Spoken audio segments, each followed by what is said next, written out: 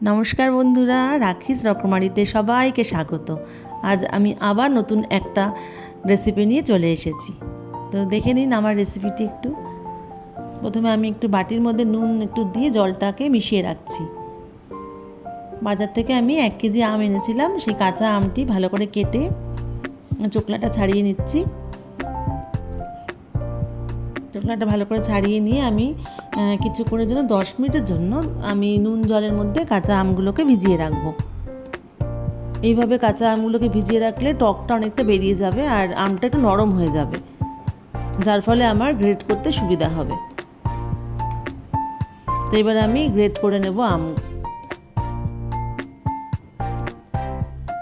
আমি আমগুলোকে একটা একটা করে নিয়ে ভালো করে গ্রেটার দিয়ে গ্রেট করে নিচ্ছি।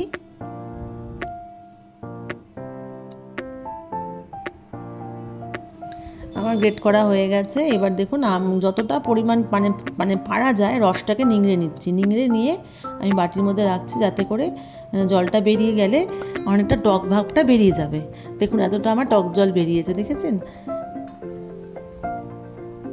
এইবার আমি পরিমাণ মতো চিনিটা একটু বেশি পরিমাণ দিতে হবে, যাতে আমের টকের সাথে ব্যালেন্স হয়ে যায়। তা যার জন্য আমি একটু চিনিটা বেশি পরিমাণে দিয়েছি, মানে 1 কাপ দিয়েছি। আমার যতটুকু আন্দাজে আমি যতটা আম নিয়েছি সেই অনুযায়ী 1 মিনিট দিয়ে ভালো করে মেখে আমি 10 মিনিটের জন্য রেস্টে রেখে দিলাম। সেই ফাঁকে আমি একটা মশলা বানিয়ে নিলাম। সাদা জিরে, মৌরি আর ধনে দিয়ে মশলাটা একটু ভেজে নিতে হবে হালকা করে। যতক্ষণ একটু ভাজা মশলার গন্ধটা বেরাচ্ছে ততক্ষণ একটু মশলাটা ভেজে নিতে হবে। মশলাটা ভাজা আমার হয়েই গেছে।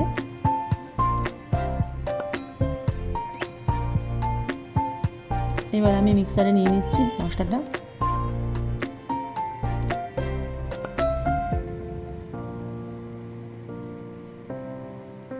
মশলা আমার মিক্স করা হয়ে গেছে। এবার আমি কড়াইয়ের মধ্যে আম যে ছিল, আমার যেটা চিনি দিয়ে আমটাকে আমি রেখেছিলাম রেস্টে, সেই আমটা আমি কড়াইতে দিয়ে দিলাম। এবার আমি লো ফ্লেমে একদম 10 মিনিট এটাকে নাড়াচাড়া করব।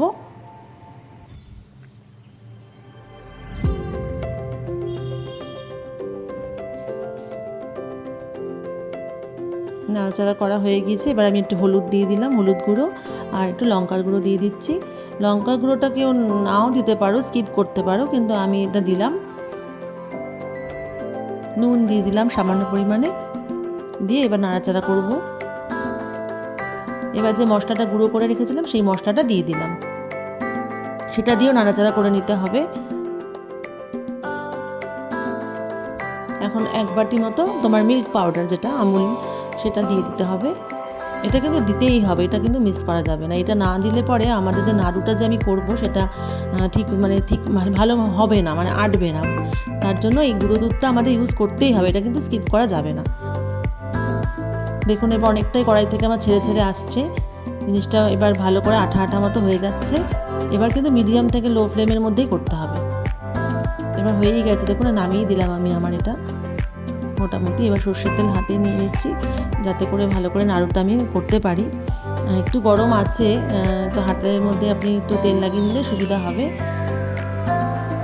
এবার আপনি গোল গোল করে নাড়ুর শেপে এটিকে তৈরি করে নিতে পারবেন।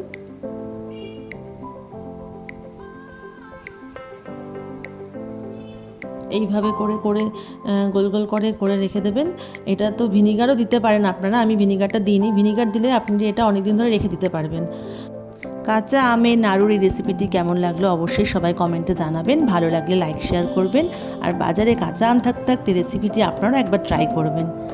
ধন্যবাদ।